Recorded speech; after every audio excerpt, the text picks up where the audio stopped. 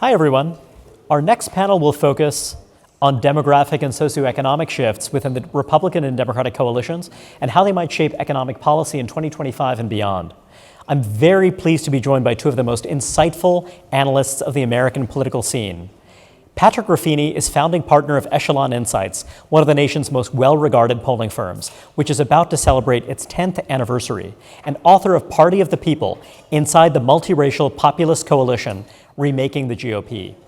Liam Donovan is a government relations strategist at Bracewell, an alumnus of the National Republican Senatorial Committee, and a prolific and keen-eyed commentator whose insights can be found in Politico, the New York Times, the Washington Post, and the wide world of cable news. Being incredibly modern, savvy political thinkers, they also both have terrific Substacks, which I recommend you subscribe to. I'm sorry to say our friend Henry Olson had to handle a family matter, and so he won't be joining us this afternoon. Patrick, a number of influential commentators have argued that as the Republican Party grows more working class, the changing Republican base is demanding an expanded welfare state, higher taxes on the rich, and more support for organized labor. You've argued that this isn't quite right, that the working class shift is driven more by what you've called tough guy populism. Tell us what you mean by that. Sure. Everything about this realignment that I think it's not something that we've only seen in the last few years since Donald Trump has been on the scene, but really going back to the 1960s. It has really been driven by fissures over cultural issues. So you go back to the 1960s, and it's really, the breaking point over Vietnam and the counterculture that really unmoors a large segment of formerly Democratic voters from the Democratic Party, and they gradually move into the Republican Party. And I think from all of every analysis of that I've seen of longitudinal, long-term public opinion data shows that it is really those voters who, voting has become much more aligned with social and cultural issues. And there's been no real change in sort of the relationship between economic conservatism or economic liberalism or progressivism and how people vote. So it really is a cultural issue divide. But what I think it can say, I think what we can say is, I think a lot of people tried to characterize this new electorate or the electorate that both candidates are facing this year as either economically right or economically left. And I think it's more apt to say that this is an electorate with no fixed economic ideology, right? They have a very definite social ideology, left or right. But their view of economic issues is just much more pragmatic. It's governed by their view of specific economic conditions, which today their perceptions of the Biden administration's economic performance are quite poor. And that's what's really driving the economic debate in this election, more so than either an intra-right or a right-left debate on what we should do with the economy. So if you're trying to argue a member of this populist coalition out of their position on the grounds that, well, wait a second, these right-wingers really only care about the rich, that's not going to be a persuasive argument because they don't think in ideological terms? I think that's, I think to a large extent, that's really motivating. Now, when you look within the Republican coalition, it's interesting because we've done a lot of polling on this that shows that the more you support Donald Trump, actually the more you voice free market viewpoints, the more you voice anti-government viewpoints. And that's because, kind of the Venn diagram between conservatives in the electorate and Trump supporters in the electorate is almost completely overlapping. The idea that there is any distance between the two is really an elite idea, right? That's commonly found inside the Beltway. That when you actually look at the data on issue after issue after issue, it doesn't really have any basis in public opinion and in the real world. David Leonard of the New York Times recently made the case that we're seeing a new form of market-skeptical bipartisanship or transpartisanship on Capitol Hill, which he calls neo-populism. Liam, is neo-populism a real thing? How would you describe the ideological landscape among Republicans in Congress? Do you see really well-defined ideological cleavages or no? Couple thoughts there. Number one, I think the emergence of populist ideas, the horseshoe that you do see emerging, I think is a function of an identity crisis that's happening within the party, within the elected ranks. And there's some sort of legislative entrepreneurship going on of people trying to figure out, okay, what Trump did worked, what we had been doing, the voters don't want. So we need to figure out and maybe backfill what a program looks like. You're seeing different flavors of it in the form of, mostly on the Senate side, you're seeing it with J.D. Vance, with Josh Hawley, with Marco Rubio, Tom Cotton to some degree. They're not all approaching it the same way, but the through line is populist themes. I tend to think that it's interesting. It might have, there might be ideas that come out of that you could build around. But right now, it's still in the early stages where people are feeling out an identity, trying to figure out what works. In terms of thinking about, particularly in the Republican conference, I think ideology is probably the wrong lens, at least if we're trying to understand the last 2 years. It is much more less about your policy positions, more about your attitude toward power, both the leadership structure and the other side, in terms of, do you believe that your voters sent you to Washington to make incremental progress and to make things a little bit more conservative within the constraints of being in a town that's largely led by Democrats? Or did they send you there to burn it all down? And that's the relevant cleavage. If you think about just from that, if we think about what the turning point in the last 2 years was that pretended what we've seen over the last, since the 2022 election, was the following the vote for speaker within the conference. When Leader McCarthy got the majority of his conference, that's typically the end of the story. Everyone else falls in line. There's an understanding that within the Republican conference, the only way that you have a meaningful majority is that the will of that majority is respected once you go to the floor. That is the only power that you have.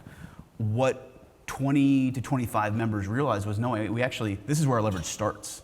Our ability to say, no, we're not going to vote for you, Kevin, unless you do everything we want. That reoriented the power dynamics and, on the one hand, hamstrung what a speaker was able to do with a slim majority and only one of the levers of power within DC, and it informed everything else that came after that. So I think what the members of the conference believe as an ideological member, or as an ideological matter, matters a lot less than, do we believe we're there to come up with a strategy, go out and execute it, and put points on the board?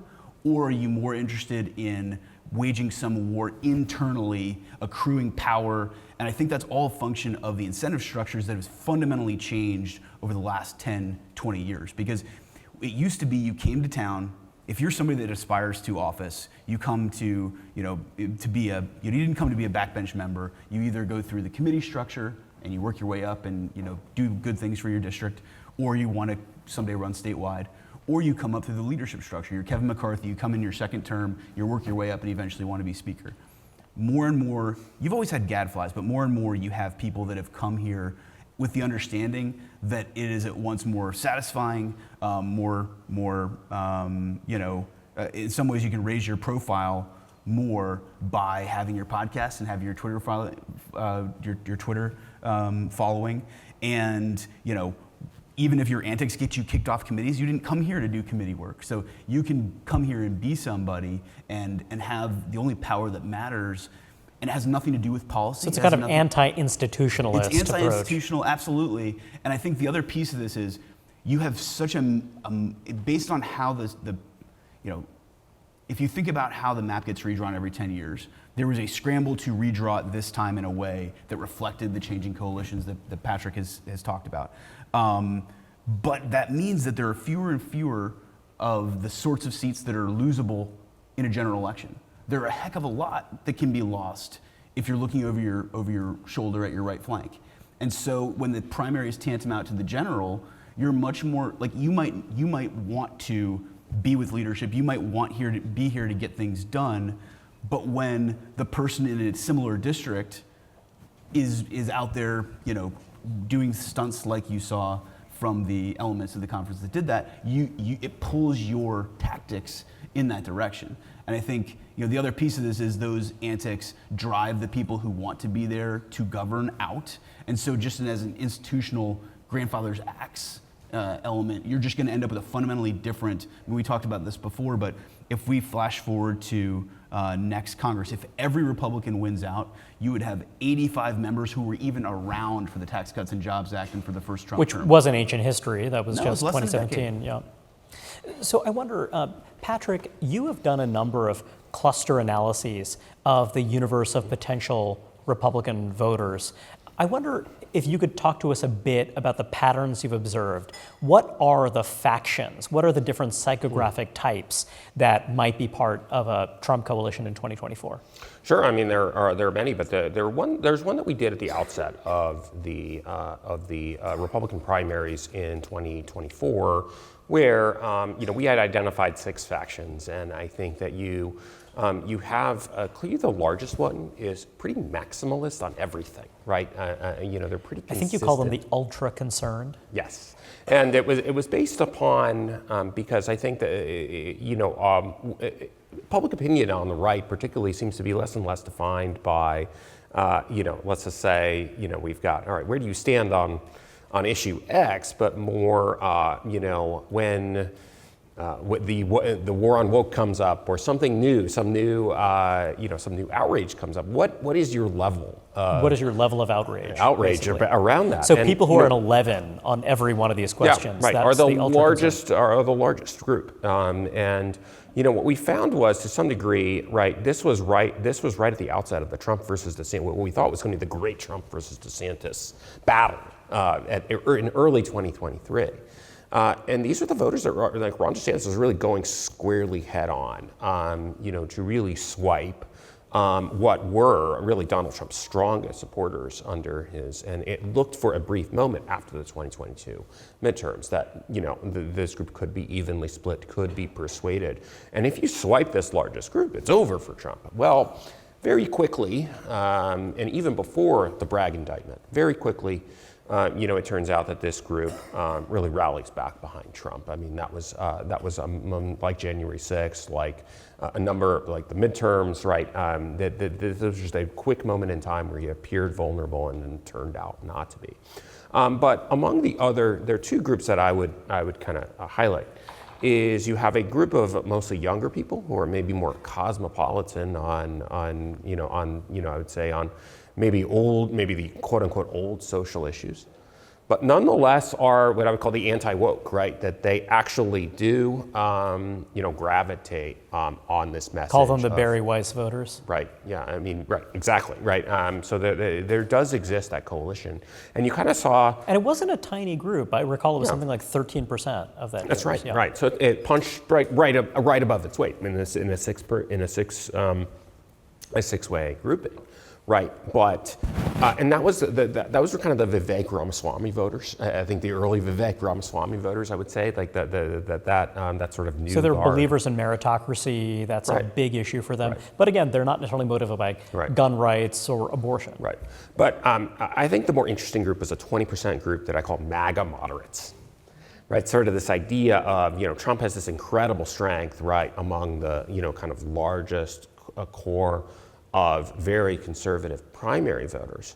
But we have this image of, the moderate Nikki Haley voter, a voter who is not enamored of Donald Trump, but these were moderate voters who maybe weren't enamored of Donald Trump, but really didn't see any other alternatives, voted for him both times, and had very few fixed positions on a lot of these ideological issues, but were really for Trump kind of in a lukewarm way, but not really considering anyone else. And if you look at the voters who, ultimately decide Republican primaries, Donald Trump won the 2016 nomination with the same voters who broke late for Mitt Romney, with the same voters who broke late for John McCain, the people who are not, firmly committed in one lane of the party, who are not as ideologically committed. We used to call them the somewhat conservatives, right? Right. I mean, to some extent, right. So that group of voters, right. So I do think that it's not just a straight right, left-right kind of dynamic.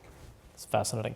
A year ago, Jay Kang of The New Yorker drew a contrast between the right's anti-woke culture warriors and its class war populists who aim to speak for the left behind. He argued that while class war populists deserve to be taken seriously, the anti-woke culture war was fake, a smokescreen for Reagan-Bush conservatives looking to reinvent themselves in the Trump era. Liam, I wonder what you think about this. Many of my colleagues see this differently. They believe that, folks who believe deeply in colorblind meritocracy, that this really is very genuine. In some ways, it's a more salient and pressing issue than class war, and that actually this is a political formula that can unite blue-collar voters and upper middle class voters who've been bleeding away from the right of center coalition. I'm curious if you buy that. I think it's a false dichotomy. I think to your point, not only can it be blended together, it has been in the past, because what we talk about in terms of anti-woke, the issue suite might be different, but it's no different than the sorts of cultural war, not in the sense of the issues we were talking about before, but like broad cultural war issues, the Archery Bunker type culture war issues that we saw with the hard hats in the 60s and 70s into 80s. It's how the Reagan coalition came together. It's how you got Nixon Democrats. It's how you got Reagan Democrats. So I think the idea that these things can't be brought together is demonstrably false. And I do think, saying that it's a bad faith thing, that is not my sense, certainly. But the idea that one should be taken seriously and the other should be dismissed, I think is something you do at your own political peril. Let's turn to the Democrats who face their own cleavages on economic policy. The Biden campaign is running on essentially the same menu of upper income tax increases they ran on in 2020. Tax increases they often weren't able to pass with the Democratic trifecta. How does Democratic reliance on upscale voters impact the intra-party debate over the Tax Cuts and Jobs Act and tax policy more broadly come 2025? Liam, I know you follow this very closely, so curious to see, where you see the divide. I do. It's very interesting. I mean, for one thing, if you think back, part of what we're leading into in 2025 with the cliff, it's a reprise of what we saw in 2011, 2012, 2013, or I guess it was 13 when it was ultimately punted, but it was a replay of using the reconciliation process that gave us the 01-03 Bush tax cuts, set up a situation where you were basically daring the future Congress to let it go. What happened there was you had an instance where first, after a pretty good shellacking or whatever, I think whatever Obama called it, he said, okay, fine, I don't want any part of raising people's taxes. We'll do a 2-year extension. So it pushed out until after the 2012 election. And the 2012 election, obviously, was quite good for Obama, and he didn't feel compelled to do the same. But even still, despite such a bad night for Republicans in 2012, in early 2013, they were actually able to get 98% of the Bush tax cuts extended. That was before, we were in the middle of this sorting. It wasn't full-fledged at that point. But at that point, you had the threshold whereby Democrats were talking about the rich. It was something like 200,000, let's say. And the interesting thing there was, and I fear we're going to be in a similar position next year, was if anybody remembers the idea of Boehner's Plan B, there was an opportunity for Republicans to essentially pick the price point at which people became rich and therefore should be paying higher taxes. And there was an attitude among Republicans and sort of I think this was a function of Grover pledge sort of discipline. They said, we're not going to vote for anything affirmatively that would raise taxes. That would be a pledge violation, it would be bad. So instead, that was like, fine, Democrats picked a number, and that number ended up being 400,000. So that ended up being the top rate. That was where the 39% rate kicked in. And flashing forward, Biden is now using that as the figure where, anything below that is good. That's the middle class. Anything above it, that's the rich people who are bad and should pay more in taxes. And so that's the fight that's shaping up here. But I think to your point, as Democrats are much more reliant on upper income, high socioeconomic status individuals, that becomes much more salient for them. Depend on the balance of power, and particularly as the Senate map looks pretty strong, it looks like at worst it would be divided government.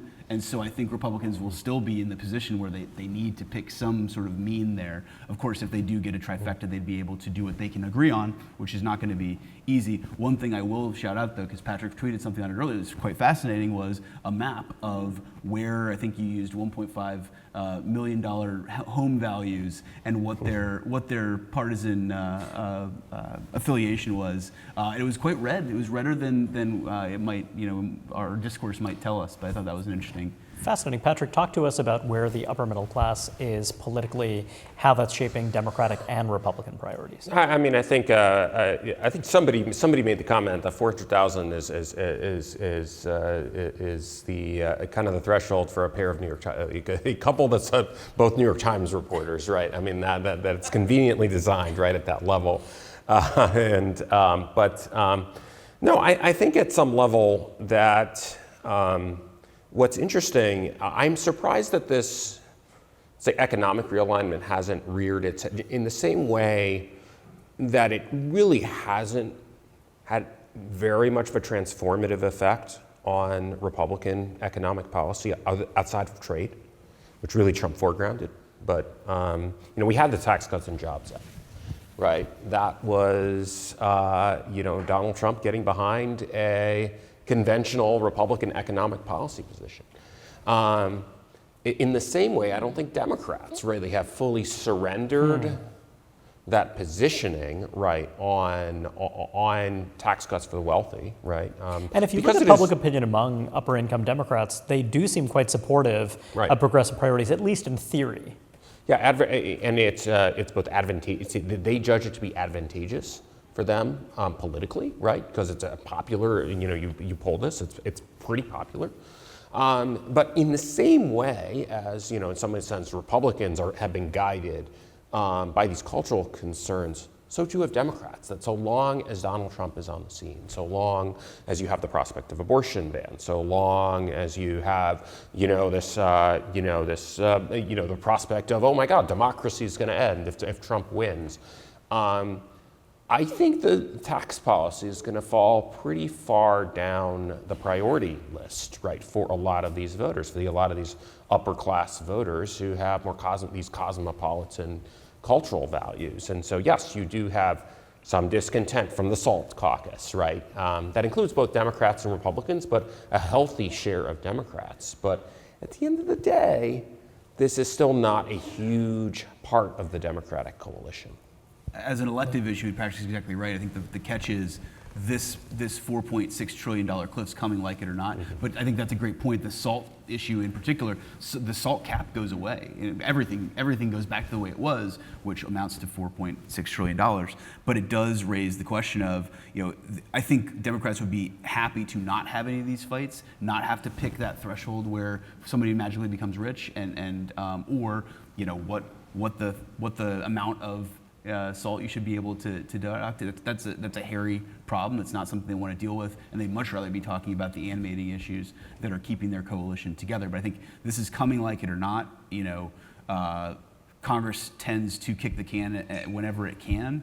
I think the real forcing mechanism you can imagine is the never-ending doom loop of debt ceiling fights is going to come back in the probably second quarter of next year, and that's probably what forces this conversation.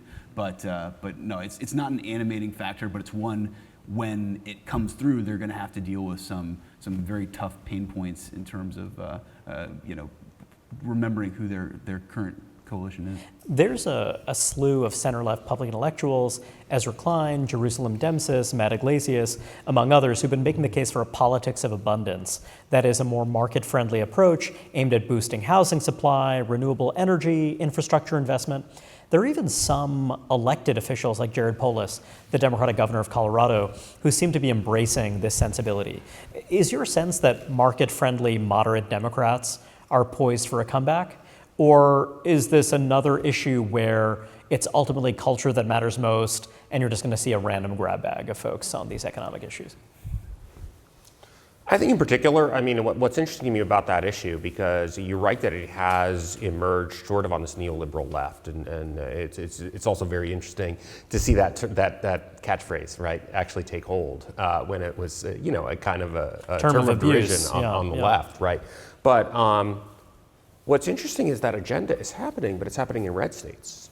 Maybe blue cities in red states, but if you look at what's happening in Miami, you look at what's happening all throughout Texas, right, they're really the model for this abundance agenda, right? And why is it happening? Because red state governors are more than happy to, use their population growth figures as a club to beat Gavin Newsom, right, in California and their failures. And just as Leah mentioned the $1.5 million housing map, half of those houses are in California, because they can't build housing. Housing supply is so constrained. IRA subsidies are being used to build solar and wind energy in red America. Right, exactly. The battery belt up in Georgia, Brian Kemp. And that is right. And that's partly because it's the only place you can build things anymore is in red states. The only place you have space to build things is in red states. And you have, tax-friendly policies, a lot of open space, a lower cost of living, where people want to move. And so it's an interesting paradox where I think you're seeing it thrive. Maybe you have a community of folks or Austin sort of being this model, right? And it's sort of this balance, right? Because if it works too well for these red states, those red states might become blue. Right. Right. I'm curious also about the relationship with business. So, when you think about the relationship with big business, the stereotype, certainly stretching back to the 70s and 80s, is that the conservative right is in the pocket of big business, right? Then there was this libertarian critique that, we're against crony capitalism, we're pro-market, not pro-business. But you've seen this social transformation. These education polarization dynamics we're describing the electorate are also playing out in corporate boardrooms.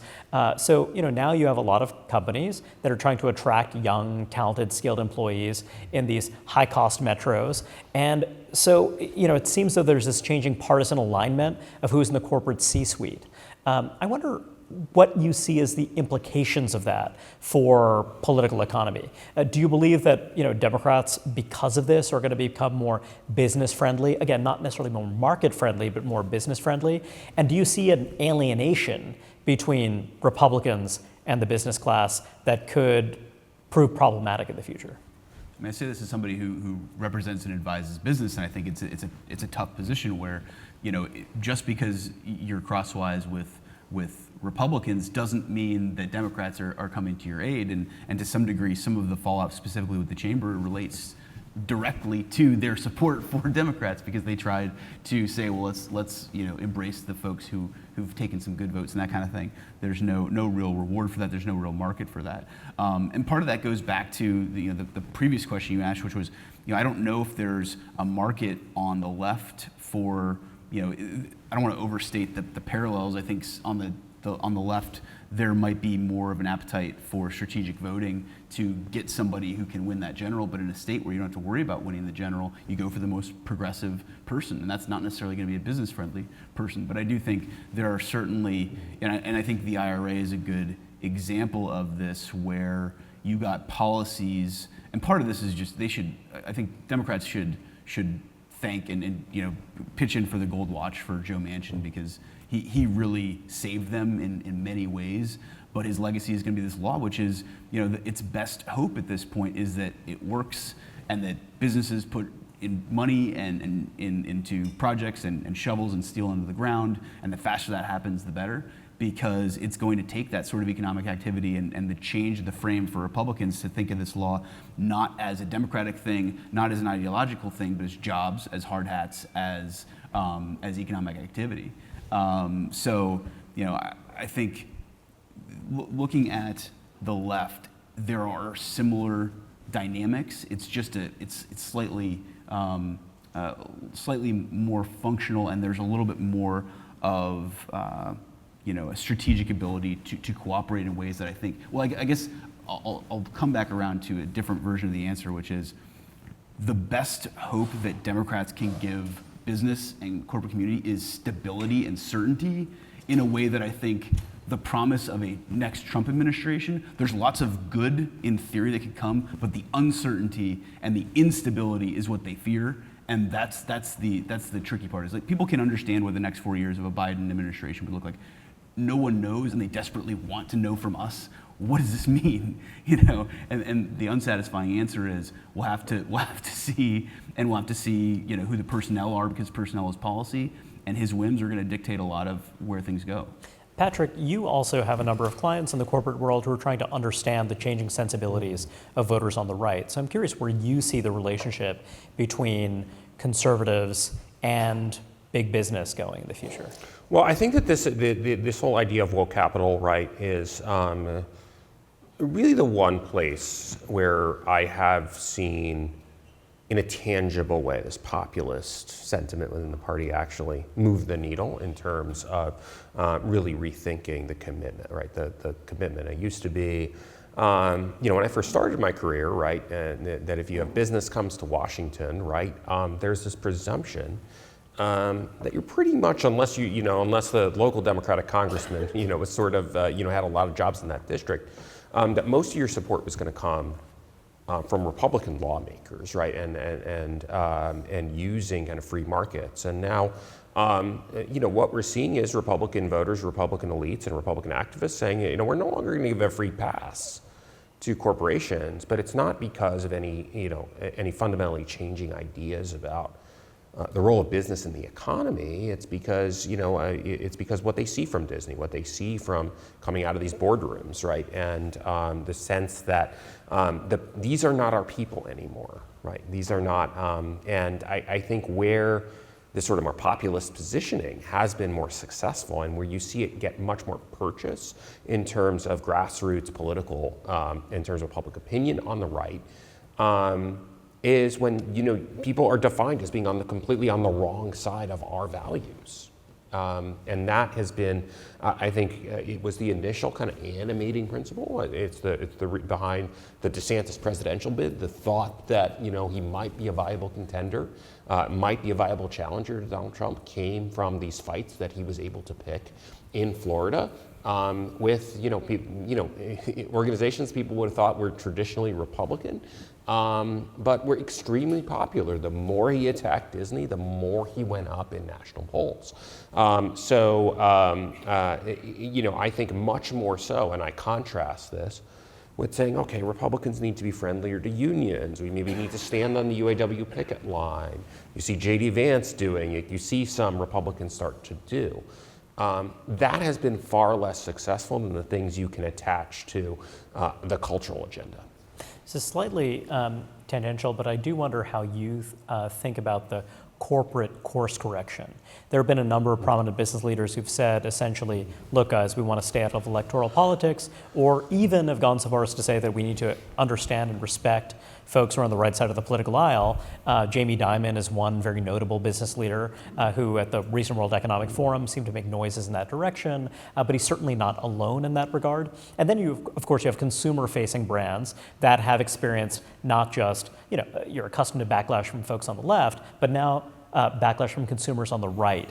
Is your sense that this represents a real sea change and that this course correction is going to be stable when folks in C-suites recognize that it's not just the HR department pushing me from one direction, I also have other folks pushing at me from the other direction, and I'm going to want to steer clear of political controversy?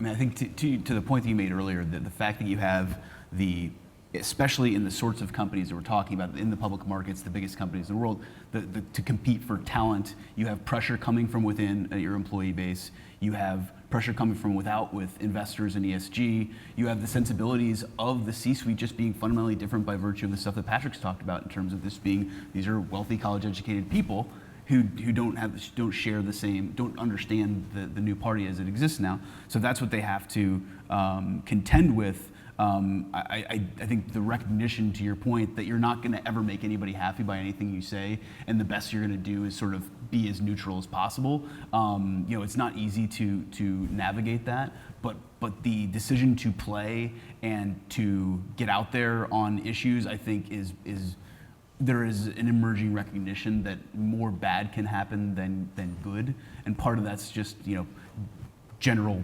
comms and public affairs strategy, but just in terms of corporate identity, I think you have to be really careful because there's just you're caught in betwixt and between, and there's going to be a mobilized group who is looking for the opportunity to use any misstep to their advantage.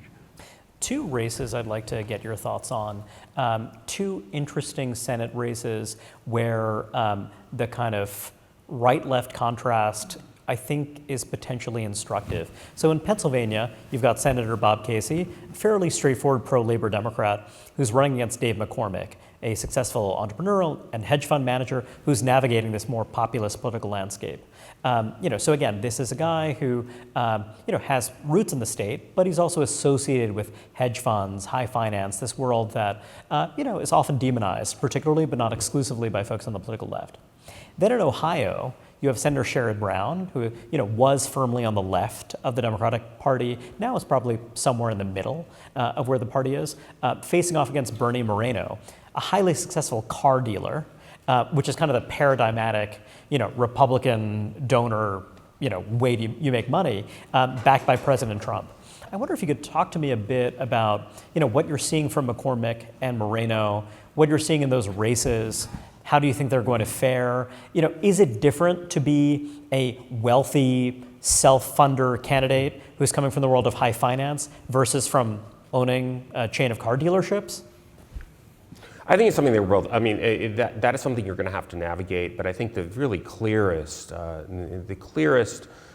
retro positioning, right, I've seen when I talk about retro is sort of like things that were common as recently as the 1990s and 2000s was the 22 Pennsylvania Senate race, where I think John Fetterman quite successfully branded Dr. Oz, his opponent then, who had defeated McCormick in the primary, as out of touch, an interloper, right, a carpetbagger, right, to some extent, he kind of fell into. Oz fell into that trap willingly, right, as a political novice. So that's always a risk you have with some of these candidates who are really outside of the political process. But the fact is that remains, I think, I'd say a pretty decent advantage in terms of winning those primaries, right? Being a political outsider, really is the attribute, right? In this age of Trump, that Republican primary voters prize pretty highly. So the idea of being someone who's self-made in business is actually a plus rather than a minus. It's a plus, but the question is, how do you thread that needle, right? Because Dr. Oz initially seemed like somebody who maybe had more of a common touch. He was well known in popular culture in the Trump mold, as opposed to, let's say a Mitt Romney high finance type who, famously they tried to get him to embrace this sort of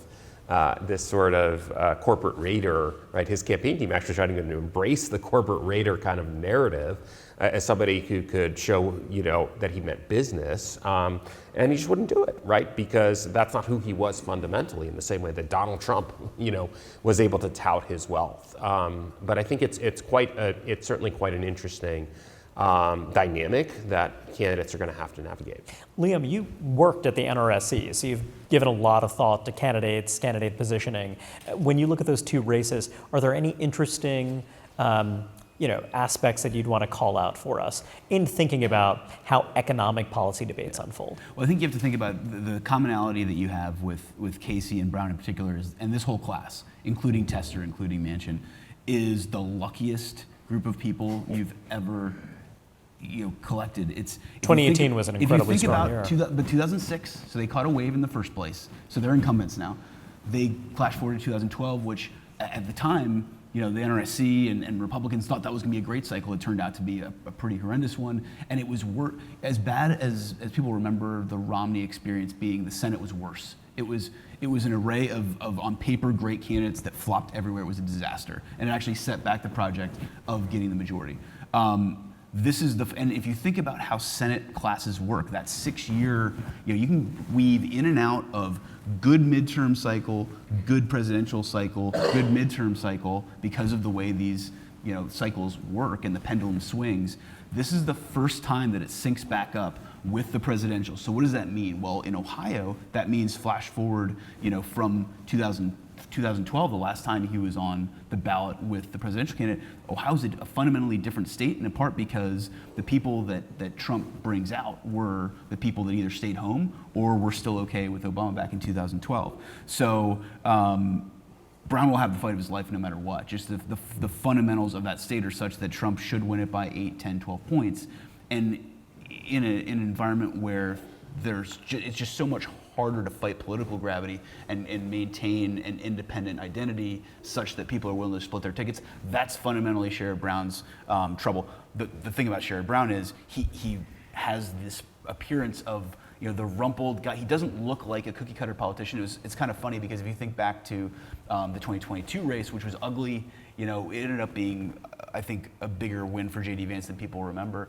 But the Democrat there actually had, if you look back at Tim's wardrobe in previous years, he was actually a dapper dresser. He's probably looking like Patrick and I did here. But immediately when he's running statewide, he's rolling the sleeves up and he's wearing jeans and stuff like that. So I think Sherrod Brown's image, despite the fact that he's been in elective office since he was 26 years old or something crazy like that, he has the image of the guy that's still cool going down to the local hiring hall and hanging out with the trades. So I think that's what Moreno needs to fight, but he can just hug Trump and come out and win this thing, and I expect that's what will likely happen if he can avoid stepping in it or whatever. Fundamentally different than Pennsylvania. Pennsylvania is if not the tipping point state. It is the kind of place where Casey still has a golden name in Pennsylvania, despite the fact that there's fewer and fewer voters every year that ever voted for his father. But I think just as a neutral proposition, he fits what Pennsylvania Democrats are kind of okay with. So it's much trickier. He's also repositioned on abortion, which is going to be absolutely key just issue. from a residual standpoint, people remember his dad was pro-life. He kind of gets credit on both sides. It's a weird dynamic where he has evolved in his time in the Senate, but I don't think anybody holds it against him. And there's just fewer single-issue voters on that are going to desert him. But if you think about McCormick, to Patrick's point, I think what we saw in 22 was just the playbook that's worked. It's worked in a number of other places. It's how Tester survived, just using that carpetbagger, appealing to the sensibility of this guy's not from here. He's a hedge funder from the Gold Coast.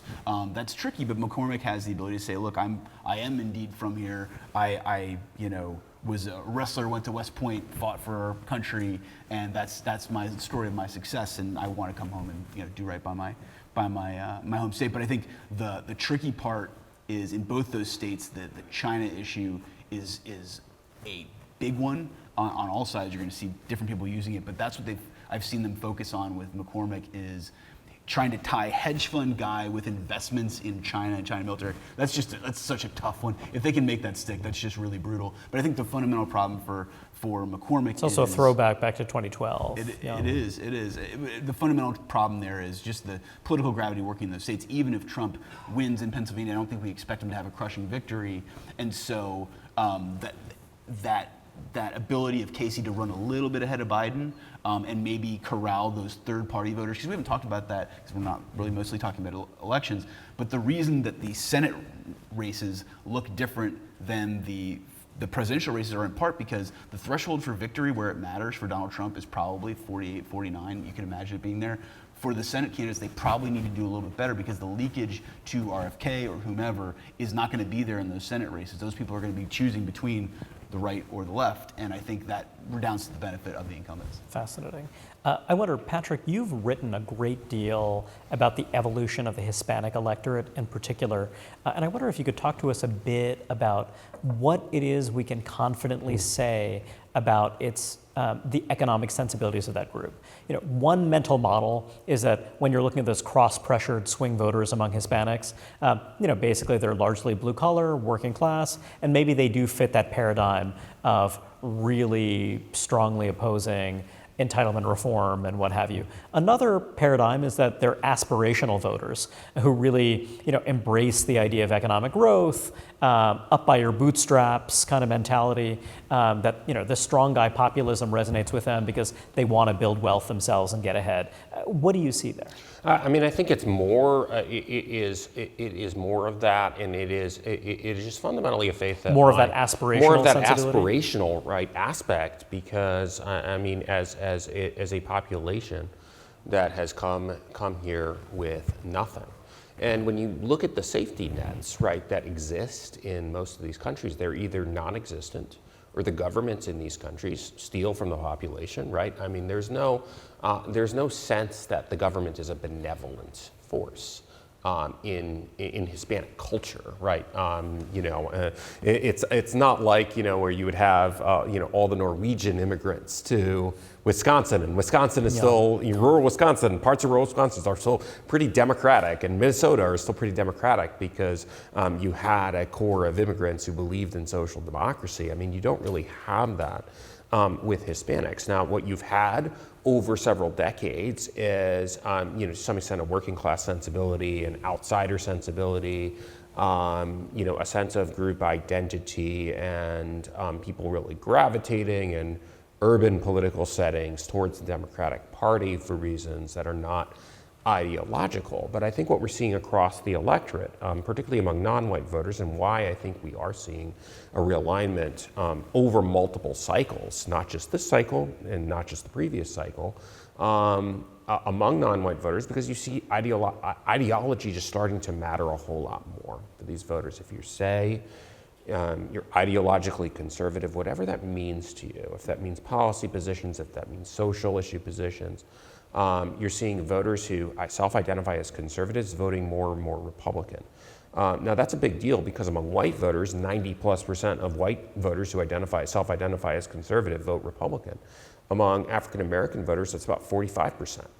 Right? Among Hispanic voters, it's about 65%. So the idea is if you can get that conservative number up closer to 90%, those are going to be some big shifts, and that's going to fundamentally affect the popular vote. Could shift the popular vote by 3 or 4 points. But as far as the economic sensibility, right, you don't, when it comes to Hispanic voters, I mean, you just have so much, as a result of this distrust of government and, corruption, that you see not only in these Latin American countries, but in the United States. You just have family, right, stepping in with the $200 billion in residuals sent back from the United States to Latin America. And that's really kind of the belief that if I'm going to get ahead, I'm going to do it with my own hard work. And then I'm going to be, once I make it, I'm going to pay it back to my family members. And that's just a fundamentally, I think, different belief set, right? Than that which underpins kind of progressive economic ideology. I'm sure this is an oversimplification, but what I'm hearing from you is that in a funny way, the infusion of a certain constituency of very socially liberal, upscale voters to the Democratic Party is making that party more economically left, and the infusion of a really critically important group of downscale voters might actually get the Republican Party to reaffirm its commitment to a politics of economic opportunity. Does that sound crazy to you? I don't think so, but I think one of the things you hear along the Rio Grande Valley, which I went, in doing research for my book, went down there. And one of the things you hear is, people are really upset actually by this idea of, and are really sensitive to this idea of people getting paid not to work, getting paid by the government not to work. Now, what I would say is like Social Security, Medicare, entitlement programs are seen completely differently. They're not seen as welfare programs. They're seen as programs I paid into, and really, frankly, the only source of retirement savings that a lot of these people have. But when it comes to food stamps, when it comes to a lot of these programs, they do see a lot of fraud in these programs, particularly in these poor areas of South Texas that really are a cash economy. And so it's easy to hide income. And so if it's easy to hide income, it's easy to claim benefits that you don't think. So that's something that people down there are very sensitive to, and in our polling, it's something that they associate, rightly or wrongly, with the Democratic Party. Liam, there's a pretty good chance that Donald Trump will be back in the White House in 2025, and there's a great deal of reporting about how he's seeking allies in Silicon Valley, Wall Street, and the corporate world, worlds that we're certainly very hostile to, we're skeptical towards him, as you noted earlier on. Assuming there is a second Trump term, what's your gut on how he'll approach economic policy? One thing we know is that he seems to care about the health of equity markets, right? But how do you see that playing out? It's a fascinating question because who has his ear at any given point is typically where things come out. And I got asked that question of like, who does he listen to on economic matters? And it's a revolving door. I mean, one minute he can be listening to, Steve Moore and Larry Kudlow, and the other he can be listening to a donor that's next to him at Mar-a-Lago, or the next moment he can be thinking about Peter Navarro and Bob Lighthizer, because I think there's a mix of people who he listens to because they are successful. He listens to because they're on TV and he likes what they have to say. He listens to them because their policies are kind of aligned with his impulses on trade in particular. And it's that dissonance that makes it really tough to predict how the policies are going to come out. And I think what we saw in 2017 and what we see now as sort of, I think, part of what Donald Trump understands to be missed opportunity is outsourcing the HR functions of his government to Mike Pence, to the Heritage Foundation, to other people. He didn't expect to win, and once he did win, he didn't appreciate how important that was in terms of getting what he wanted done. He was surrounded by a bunch of people he didn't pick, didn't trust, weren't necessarily aligned with what he wanted to do, and surrounded with a bunch of lawyers that were looking for reasons to tell him no and not ways to get to yes. So I think fundamentally, that's the question. What does the plum book look like? What does the personnel look like? What do the beachhead teams look like? Who's coming into these agencies? Who's going to be leading the Treasury Department and whatnot? I think the cast of characters that we saw in the first administration aren't necessarily the sorts of people I would expect to be in this one. But I think that's the guessing game that'll see who shows up over the Trump transition, trying to be in on the ground floor and make a play for it. Because like I said, it's not always coherent. It doesn't necessarily make sense, but whatever he heard last that suited his fancy is what tends to stick in his head and might end up as policy in the next truth or tweet if he comes back to the X platform. Patrick, curveball question for you. There's a very good chance that President Biden will be reelected. And I wonder what you think about what a second Biden term could look like, given that his approval rating is quite low. And it's quite possible that he could win re-election with a low approval rating, with a profound lack of enthusiasm about his management of the economy. What does that environment look like for economic conservatives? Is that a world where you could see them running the table when it comes to midterms and gubernatorial elections around the country? Is that a kind of period when you could see some interesting building of this coalition you've described in your book?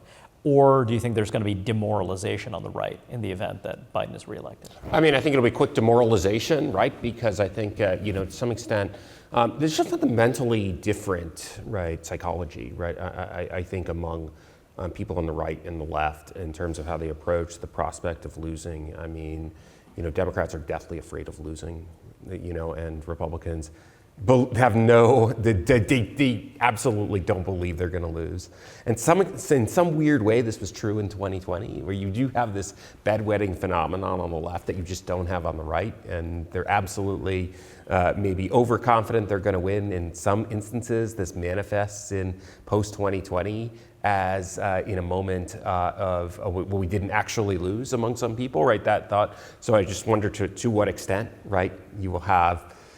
Will we see the return of that? Obviously, we saw that play out in some very ugly ways. Fascinating. So you could imagine another scenario where, Biden wins re-election, and there are a lot of folks who are convinced that it was not on the up and up.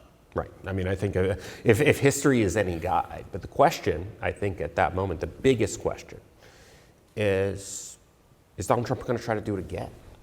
Right? Are we just going to see a rerun of this period? Yeah. Right, 2028. I think everything kind of fundamentally revolves around that. I think, certainly midterms would be, if historical patterns prove correct, right? Midterms could once again be seen as an opportunity for Republicans, but we thought the same thing about 2022. To Patrick's point, I think it does take accepting the loss to be able to bounce back as quickly as Republicans did, both in 2009. Because remember, on inauguration night, that's the famous scene with McConnell and the assorted leadership figures saying we're going to basically make Obama one-term president and go out and win races, and that's what they did. We turned things around. In the wake of what was a big loss by modern standards. Huge loss. And remember, Tea Party wave started in the summer of 2009. The Brown election was in January of 2010. I mean, things came back very quickly. The pendulum swung, because there was no time to worry about, whether you lost. You had to unite against the new villain. The same thing happened even after a pretty demoralizing loss in 2012. You came back in 2014 and had a crushing one. You had a huge midterm, probably one of the biggest we can remember.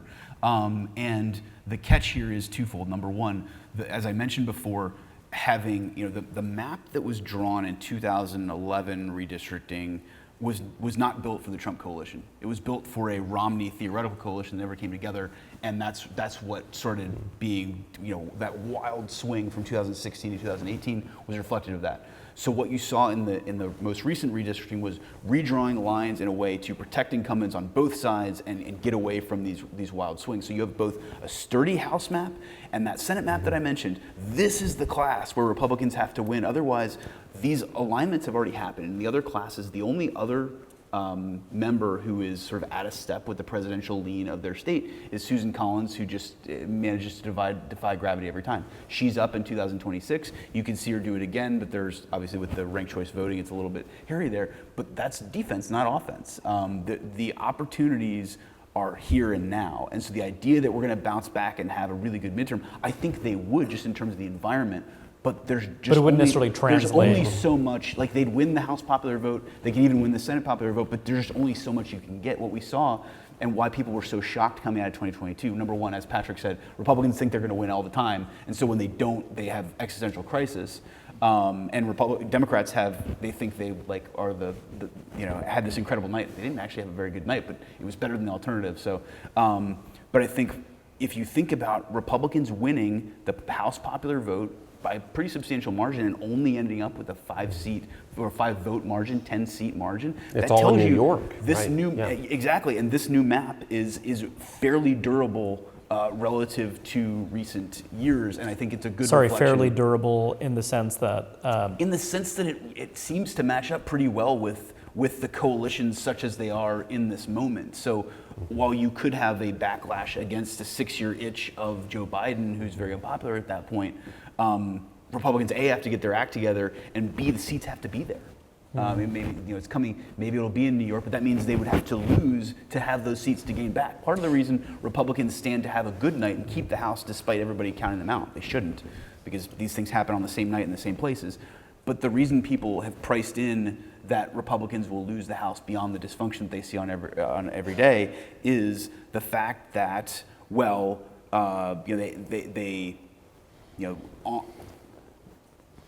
Biden will win, and therefore there will be a bunch of seats to go. But the fact is, Republicans did so poorly, they're not overexposed in the way that Democrats were in 2020. Because the reason they had the big swings was it was that counter-cyclical, going against Trump, and then Republicans got some of it back, but they're not in a position where they're in seats they have no business belonging. Like a wave usually is reflected by people that are in seats that they can't sustain. We have time for 2 really quick questions. I wonder if anyone has a question they'd like to ask. Conrad LaJoy in the Scan Center. I really appreciate your insight today in this panel. In kind of a piggybacking on the same question, how do you see the neopopulism/neoliberalism move with a Biden victory versus a Trump victory? Does this neopopulism start to fade in the Republican Party with the Trump loss? Please.